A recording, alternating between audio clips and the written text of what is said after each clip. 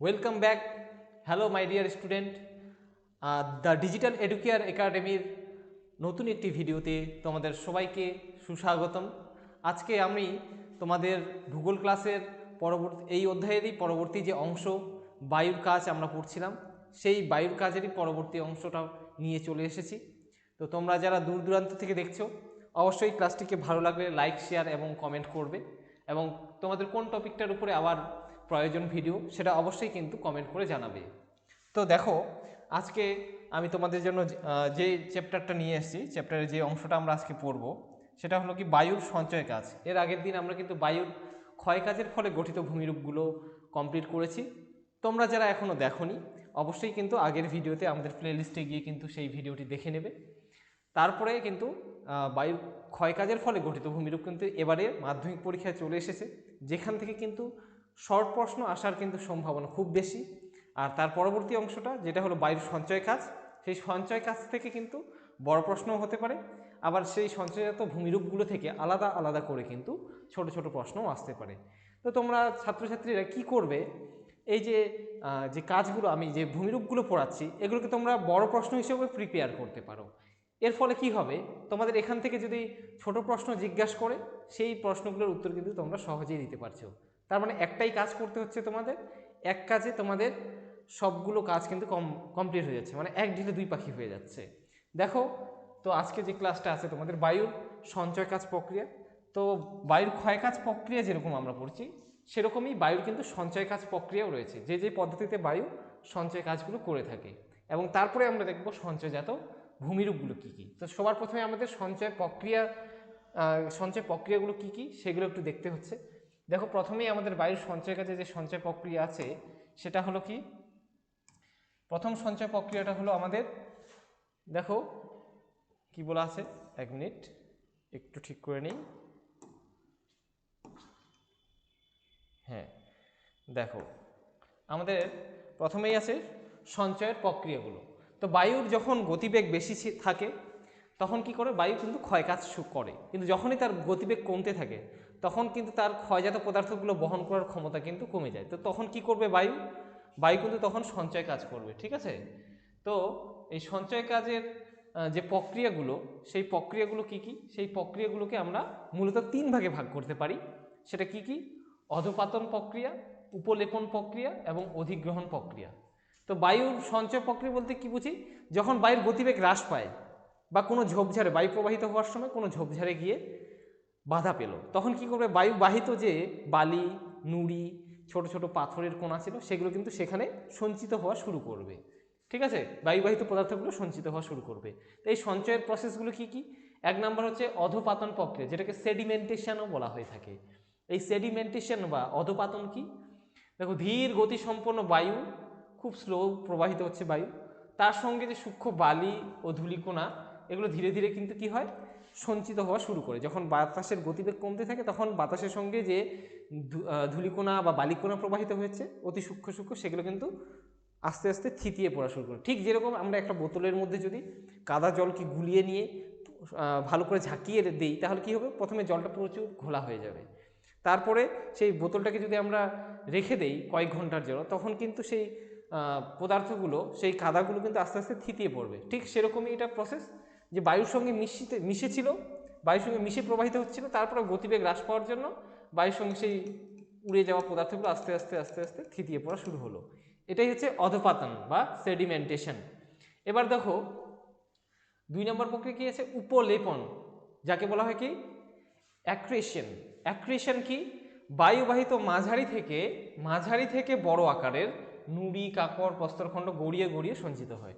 প্রথমে অধপাতনে কি দেখলাম, যে সূক্ষ্ম সূক্ষ্ম বালিকণা বা ধূলিকণা যখন সঞ্চয় হয়। আর উপলেপন বা অ্যাক্রিশন কি, যখন একটু বড় সাইজের, এই যে দেখো বড় সাইজের যখন নুড়ি বা পাথর কণাগুলো যখন গড়িয়ে গড়িয়ে সঞ্চয় হওয়া শুরু করবে, তখন তাকে কি বলবে, তখন সেই প্রসেসগুলোকে বলবে, এই সঞ্চয় প্রক্রিয়াকে বলবে কি উপলেপন বা অ্যাক্রিশন। আর তিন নম্বর পদ্ধতি কি, অধিগ্রহণ, এনক্রোচমেন্ট। অধিগ্রহণ বা এনক্রোচমেন্ট কি, উঁচু নিচু ভূমিতে বায়ুবাহিত বিভিন্ন আকারের বোঝা আটকে গিয়ে সঞ্চিত হয়। যখন মরুভূমির সারফেসটা যেখানে উঁচু নিচু আছে, যেখানে আপ অ্যান্ড ডাউনস আছে, সেই আপ অ্যান্ড ডাউনস বা উঁচু নিচু জায়গাগুলোতে কী হবে, বায়ুবাহিত যে বিভিন্ন আকারের বোঝাগুলি আছে, বোঝা বলতে এখানে নুড়ি পাথর কাঁকড়ের কথা বলা হচ্ছে, যেগুলো গড়িয়ে গড়িয়ে প্রবাহিত হচ্ছিল, সেই গড়িয়ে গড়িয়ে যাওয়া পদার্থগুলো কিন্তু সেই উঁচু জায়গার মধ্যে গিয়ে কিন্তু আটকে পড়বে। এবং সামনে যদি একটু উঁচু জায়গা থাকে সেখানে একটা বড় ধরনের পদার্থ যেটা নুড়ি বা কাঁকড় প্রবাহিত হয়ে গড়িয়ে গড়িয়ে যাচ্ছিল, সেটা কিন্তু সেখানে ধাক্কা লেগে আটকে পড়বে। এই পদ্ধতিটাই কি, এইভাবে আটকে পড়ার পদ্ধতিটাই হলো কি অধিগ্রহণ বা এনক্রোচমেন্ট। ঠিক আছে, এবার আমরা চলো দেখে নিই যে কী কী বায়ুর সঞ্চয় কাজের ফলে গঠিত ভূমিরূপগুলো কী কী রয়েছে। দেখো, বায়ুর সঞ্চয় কাজের ফলে গঠিত প্রথম ভূমিরূপটাই হলো কি বালিয়াড়ি। এই বালিয়াড়ি প্রশ্নটা বহুবার মাধ্যমিক পরীক্ষায় এসেছে যে বালিয়াড়ি কি, কাকে বলে, কিভাবে গঠিত হয়, এর প্রকারভেদগুলো সবগুলোই এক এক করে আমি নিয়ে এসেছি। দেখো, তোমরা ভালো করে বুঝে নাও। তোমরা যখন বুঝে নেবে তখন তোমরা যখন একবার পড়বে একবারেই তোমাদের কিন্তু মনে থাকবে, এবং সেখান থেকে যেভাবেই প্রশ্ন হোক না কেন তোমরা সেটা উত্তর দেওয়ার জন্য কিন্তু প্রস্তুত থাকবে। তাই প্রাকৃতিক ভূগোলে খুব ভালোভাবে মনে রাখবে। এই বিষয়গুলোকে তোমরা মজার সঙ্গে, খুব প্রকৃতির সঙ্গে সম্পর্ক করে বাস্তবের সঙ্গে মিলিয়ে নিয়ে পড়ার চেষ্টা করো, দেখবে খুব মজাদার লাগছে এবং মনেও থাকতেছে সহজে। আর যদি তোমরা এটাকে মুখস্থ করতে যাও না, তাহলে এগুলো কী হবে, একটা ভূমিরূপ আরেকটা ভূমিরূপের উপর চেপে যাবে, মাথার মধ্যে একটা গ্যাঞ্জাম সৃষ্টি করবে, তারপরে তোমাদের মনে হবে যে ভূগোল বিষয়টা খুব কঠিন, তোমরা অ্যাপ্লাই করতে পারবে না।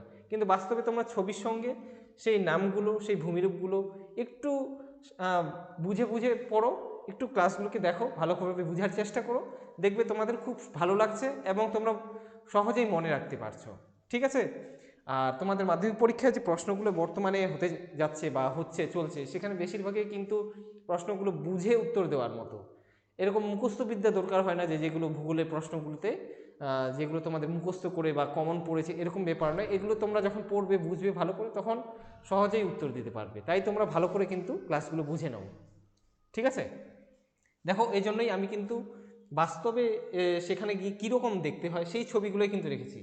আর আঁকার জন্য যে ধরনের ছবিগুলো দরকার সেগুলো তোমাদের বইয়েও কিন্তু আছে, সেগুলোও আমি দু একটা করে রেখেছি। কিন্তু বাস্তবে সেই জায়গাটা, সেই ভূমিরূপটা দেখতে কীরকম, সেই ভূমিরূপটাকেই কিন্তু এখানে আমি ডিজিটাল বোর্ডের মাধ্যমে নিয়ে এসেছি।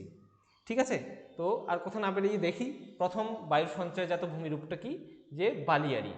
এই বালিয়াড়িটা কি, বালিয়াড়ি মনে রাখবে, বালিয়াড়ি বা স্যান্ড ডিউন্স বলা হয় একে। এই বালিয়াড়ি হলো বালির স্তূপ।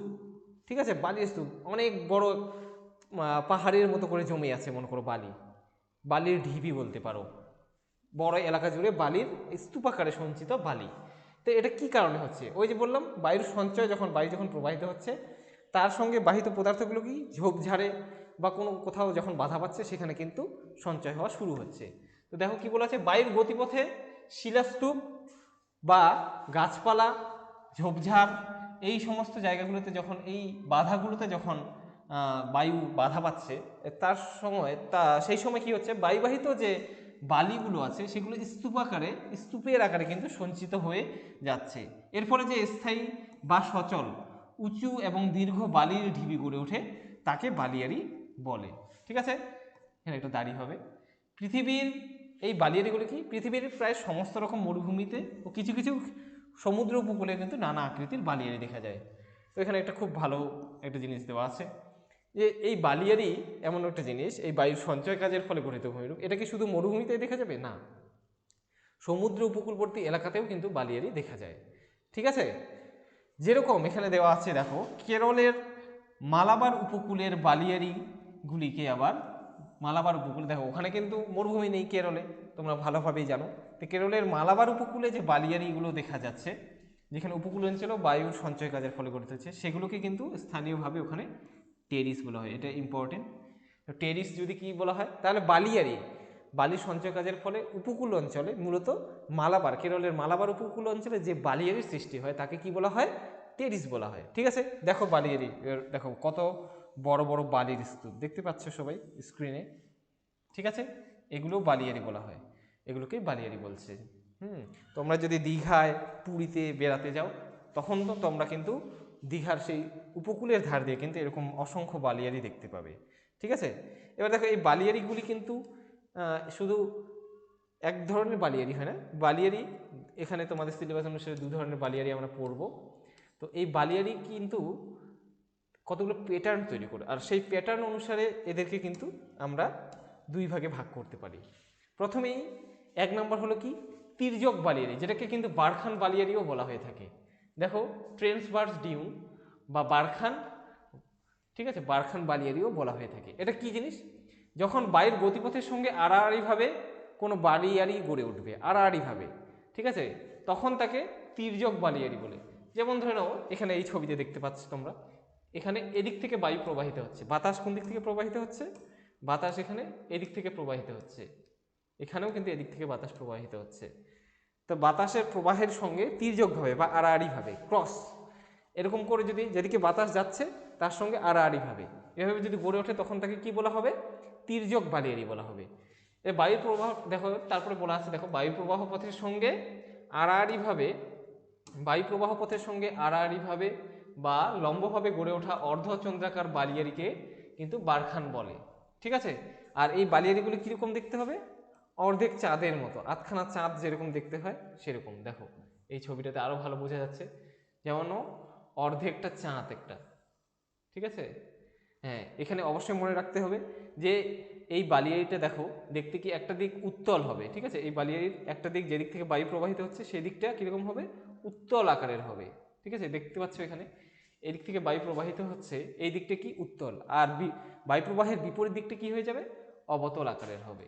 এটাও কিন্তু ইম্পর্টেন্ট, এখানে বারখান বালিয়ারির সঙ্গে এই জিনিসটা জানা কিন্তু খুবই জরুরি আছে। তাহলে এখানে বায়ু প্রবাহের দিকটা কি হবে? বায়ু প্রবাহের দিকটা অবশ্যই হয়ে যাবে উত্তল, এবং বায়ু প্রবাহের বিপরীত দিকটা কি হবে? অবতল হবে। এবার এই বারখান শব্দটা নিশ্চয়ই বাংলা শব্দ নয়, এটা একটা তুর্কি শব্দ। এই বারখানের অর্থ কি? বালির পাহাড়। বারখানের দৈর্ঘ্য কত হয়? সাধারণত দৈর্ঘ্য এবং প্রস্থ কিন্তু সমান সময়, মানে যতটা লম্বায় হয় চওড়াতেও ততটা হয়ে থাকে। এগুলি সাধারণত ছোট আকারের হয়, ঠিক আছে। উদাহরণ কি? পৃথিবীর প্রায় সকল মরুভূমিতেই এরকম বারখান বা তির্যক বালিয়ারি দেখা যায়।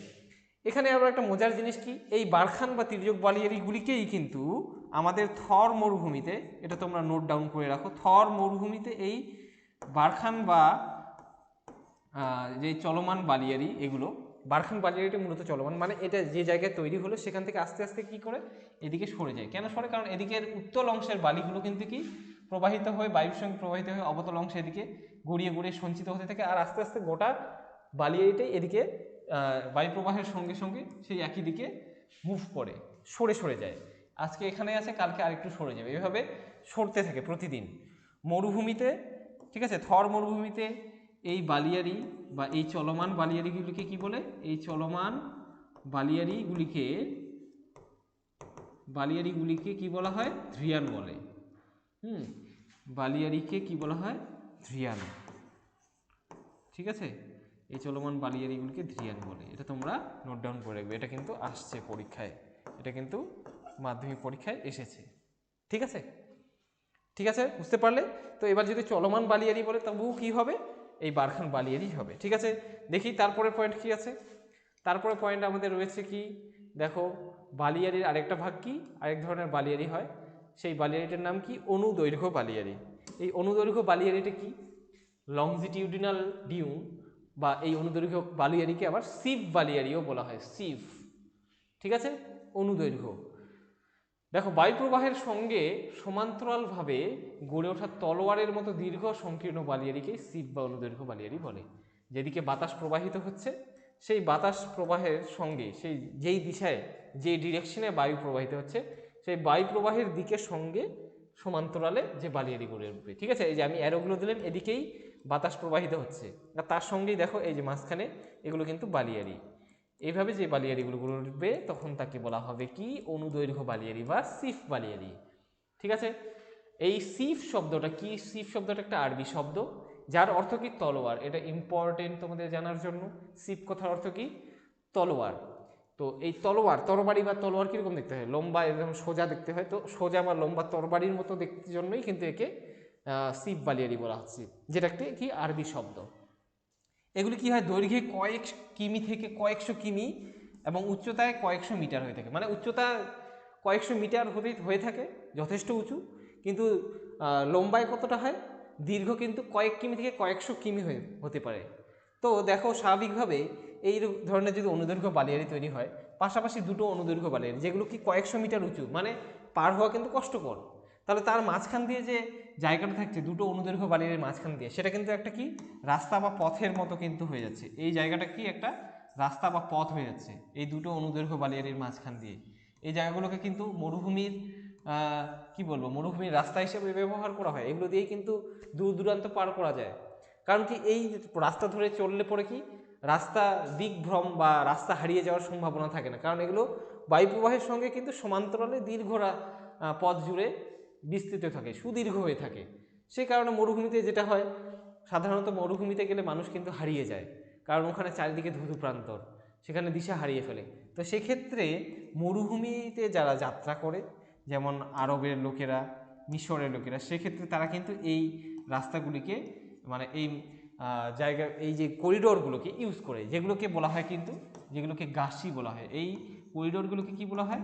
গাসি, ঠিক আছে? যেগুলোকে রাস্তা হিসেবে ইউজ করছে এগুলোই হলো গাসি, ঠিক আছে? এটাও কিন্তু পরীক্ষায় আসছে।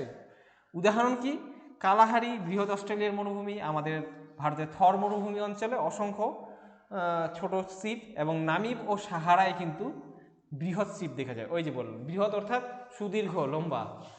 আর কোথায় সেটা দেখা যায়? পৃথিবীর বৃহৎ মরুভূমি সাহারায়, এবং নাবিব যে মরুভূমি আছে সেখানে বৃহৎ সিপ দেখা যায়। এছাড়াও কালাহারি বৃহৎ অস্ট্রেলিয়ার মরুভূমি এবং থর মরুভূমিতে কি এরকম অসংখ্য ছোট ছোট সিপ, বালিয়াড়ি কিন্তু দেখা যায়। ঠিক আছে, সবাই বুঝতে পেরেছো আশা করি। তো এরপরে বায়ু সঞ্চয় কাজের ফলে যে সেকেন্ড ভূমিরূপটা আছে সেটা কি? সেটা হচ্ছে লোয়েস। দেখো প্রথমে আমরা কি পড়লাম? বালিয়াড়ি। বালিয়াড়ির আবার দুটো ভাগ, অর্থাৎ দু ধরনের বালিয়াড়ি আমরা পড়লাম। এরপরে বায়ু সঞ্চয় কাজের ফলে যে ভূমিরূপটা গঠিত হয় সেটা হলো কি? সেটা হলো সিফ বালি, সেটা হলো কি? লোয়েস। লোয়েস কি? লোয়েস হলো কিন্তু সমভূমি। লোয়েস একটা কি? লোয়েস কিন্তু একটা সমভূমি, লোয়েস প্লেন। এটা একটি কি শব্দ? এই লোয়েস শব্দটাও একটা জার্মান শব্দ। এই শব্দগুলো দেখো, এগুলো সবগুলোই নতুন। এগুলো ভূমিরূপবিদ্যা বা ভূগোলের যে প্রাকৃতিক ভূগোল যে বিষয়টা আছে, সেখানে ভূমিরূপবিদ্যা থেকে এই টপিকগুলো নেওয়া, এই ভূমিরূপগুলো যেখান থেকে আমরা যে পড়ছি এটা ভূমিরূপবিদ্যার অংশ। তো এই যে ভূমিরূপবিদ্যা বা ভূগোলের যে প্রাকৃতিক ভূগোল, এগুলো আসলে বিদেশিরা, জার্মানিরা, এরা কিন্তু সেই সময় ওখানকার যে ভূমিরূপবিদ্যা ছিল তারা লিখেছিলেন। সেজন্য তারা যে নামগুলো ইউজ করেছেন সেগুলো কিন্তু সেখানকার লোকাল ল্যাঙ্গুয়েজে বা সেই দেশের ভাষা, সেই জন্য শব্দগুলো পড়তে এরকম লাগছে বিদঘুটে। তো জার্মান শব্দ লোয়েস শব্দের অর্থ কি? লোয়েস শব্দের অর্থ হলো স্থানচ্যুত বস্তু। এটা যে কতবার মাধ্যমিক পরীক্ষায় এসছে না, সেটা আমি কি বলবো, এটা একমাত্র কোশ্চেন দেখলে তোমরা বুঝতে পারবে। এটা মাধ্যমিক পরীক্ষায় অনেকবার আসছে, লোয়েস সমভূমি কি বা লোয়েস কথার অর্থ কি। এটা very very important, very very important, ঠিক আছে? ভিভিআই। তো দেখো এটা কি? এটা আসলে কি মরুভূমির হলুদ ও ধূসর রঙের কোয়ার্টস, ফেলসপার, ক্যালসাইট, ডলোমাইট ও অভ্র খনিজ সমৃদ্ধ সূক্ষ্ম, যেগুলোর সাইজ কি 20 থেকে 50 মাইক্রোমিটার, ধূলি এবং বালিকোনাকে কি বলা হয়? লোয়েস বলে। সূক্ষ্ম সূক্ষ্ম বালি পল্লী কোনা, যেগুলো মূলত কি ধরনের হয়? কোয়ার্টস। এগুলো কি? যে কোয়ার্টস, ফেলসপার, ক্যালসাইট, ডলোমাইট, এগুলো সবগুলোই খনিজ পদার্থ যেগুলো মাটিতে পাওয়া যায়। এগুলোর কিন্তু খুবই হালকা হয়, এর কোনাগুলো কিন্তু উড়ে উড়ে যায়, ঠিক আছে? আর এগুলো কীরকম দেখতে হয়? হলুদ বা ধূসর রঙের হয়ে থাকে। তো মরু বা মরুপ্রায় অঞ্চলের লোয়েস কোনা, এগুলো কি কি বলা হচ্ছে? লোয়েস। এই লোয়েস কোনাগুলোই বায়ু দ্বারা কিন্তু পরিবাহিত হয়ে যাচ্ছে, বাতাসের সঙ্গে উড়ে উড়ে যাচ্ছে, খুবই হালকা হয়ে থাকে, যে কারণে এরা উঠতে পারে। হয়েও দূরবর্তী কোনো স্থানে সঞ্চিত হয়ে যে সমভূমি সৃষ্টি হয় তাকেই লোয়েস সমভূমি বলে, ঠিক আছে?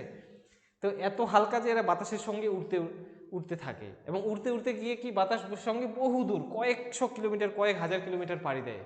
যেরকম চীনের গোবি মরুভূমি থেকে হোয়াংহো নদীর, চীনের যে হোয়াংহো নদীর, যেখানে মরুভূমি থেকে সেই হোয়াংহো নদীর উপত্যকার বিস্তার কিন্তু বহু দূর, কয়েক হাজার কিমি। সেই কয়েক হাজার কিমি পাড়ি দিয়ে কিন্তু হোয়াংহো নদীর উপত্যকায় আশেপাশে যখন বায়ুর গতিবেগ কমে যাচ্ছে, তখন কিন্তু এই লোয়েসগুলো কিন্তু সেখানে সঞ্চয় করছে। এই যে হলুদ বা ধূসর রঙের যে এই যে খনিজ কণাগুলো আছে, এগুলো গিয়ে কিন্তু ওখানে আস্তে আস্তে কি হচ্ছে? সঞ্চয় হওয়া শুরু করছে। এর ফলে কি দীর্ঘ দিন ধরে, যুগ যুগ ধরে এভাবে সঞ্চিত হতে হতে সেই জায়গাটাতে কি হলুদ রঙের, মানে অন্য জায়গা থেকে, মনে করো বিদেশ থেকে আনা পদার্থ দিয়ে সেই জায়গাটা কিন্তু একটা সমভূমির মতো হয়ে যায়, সমতল হয়ে যাচ্ছে। এবং সেই যে জায়গাটার যে মাটি, সেই মাটির যে রং, সেই মাটির যে বৈশিষ্ট্য, সেই স্থানীয় মৃত্তিকা বা শিলার সঙ্গে তার কোনো মিল থাকে না। ঠিক আছে, এইরকম সমভূমিকে কি বলা হয়?